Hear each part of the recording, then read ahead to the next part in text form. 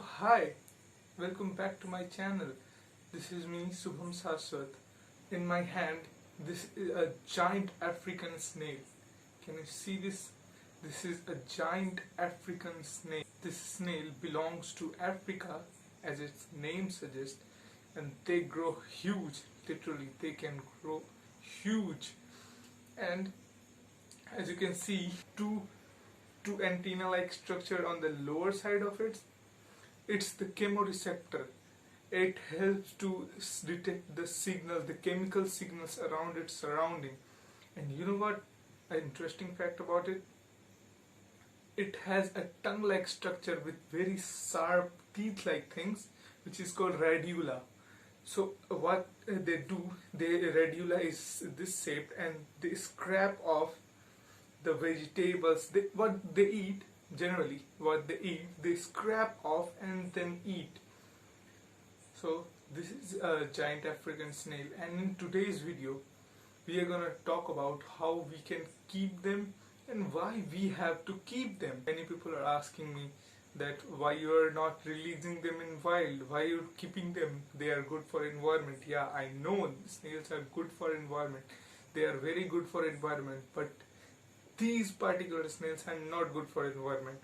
They are invasive species here in India. They are invasive species, and literally they are taking the ground. They come from Africa by the shipment of vegetables and all that stuffs, and they breed a lot. And there is a secret behind their breeding. They do not need a pair to breed, they can breed alone. Yeah, this thing is called hermaphrodite. Yeah, these snails are hermaphrodites, so they don't need any partner or what. They breed by their own, and they can breed up to hundreds of babies. Can you imagine? Hundreds of this size babies. Not babies are not this size, but when they grow, they reach up to this size. And it's not an adult, so it has to grow a lot. And what happens is that they feed on vegetables and all stuff like that, so they invade the property of farmers, the lands, and they eat the crops all around us, the vegetables, which is devastating.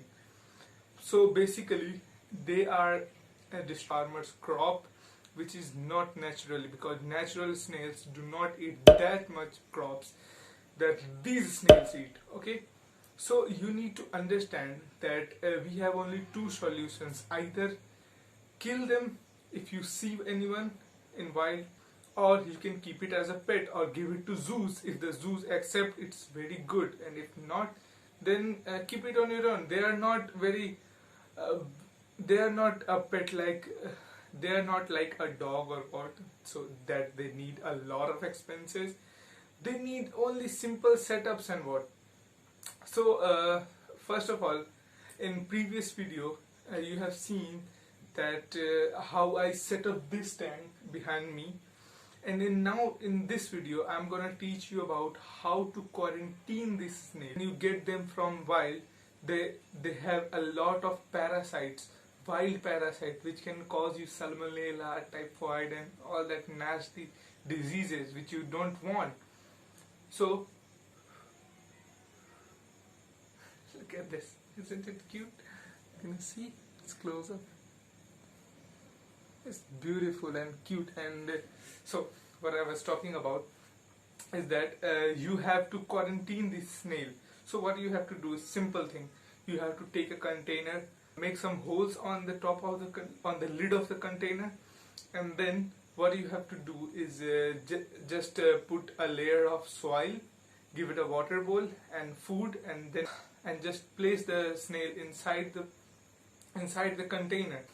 And after that, what you have to do is to soak the snail at least 2 times a week, so that gradually it will release all the bad parasites from its body. And you have to do all this process for at least 2 to 3 weeks, because and you can go further, but that's the ideal thing. But that's the ideal time, and then you can handle it like this, like I am handling. But still, after handling a snail, you need to wash your hands because there can be some parasites which you don't want to enter in your stomach. That's why you need to do this. And also, before handling a snail, what you have to do is make your hands wet, because these are mollusks. Okay, mollusks and amphibians have a mucus coating all around its body, which protects them from the outer environment, from the outer harsh environment. So if you handle it with bare hands, the dry hands, you know what will happen is that their slime coat will disturb. So that's so be careful of that, and you can keep it, no problem.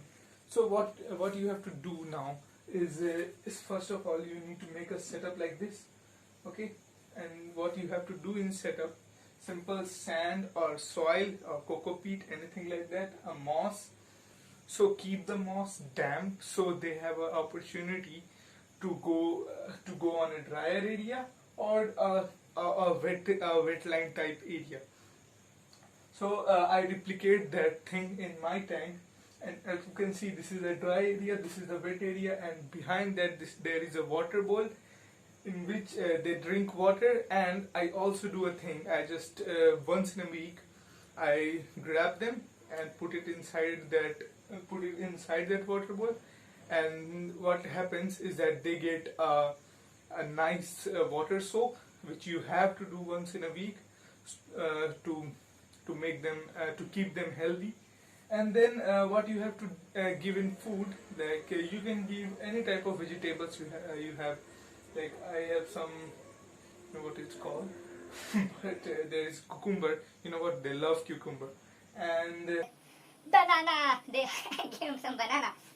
And the most important thing you have to do is give them hydration.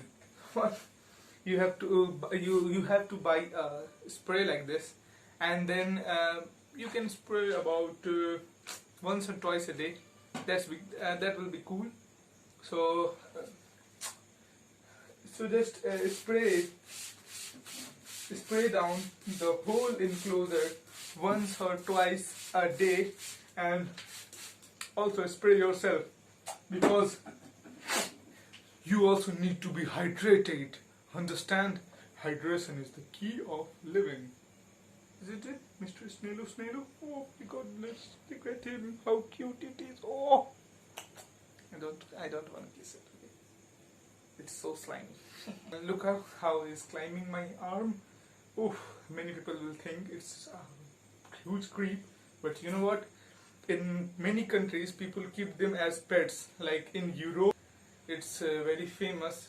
In India, you can also keep them because they are invasive, and it is beneficial for the environment. In Florida, it is banned because Florida is already suffering from a lot of invasive species, and they don't want this species hanging around in their garden and destroying the crops.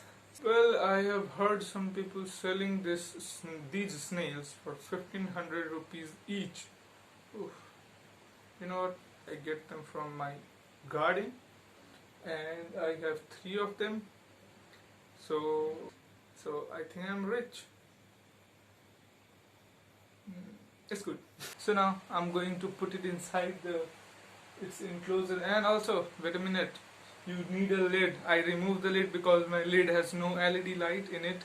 So you need to put a lid inside your enclosure, because they are escape artists. In no matter of time, they can escape. Just make sure the lid has a space from which their cells cannot pass away.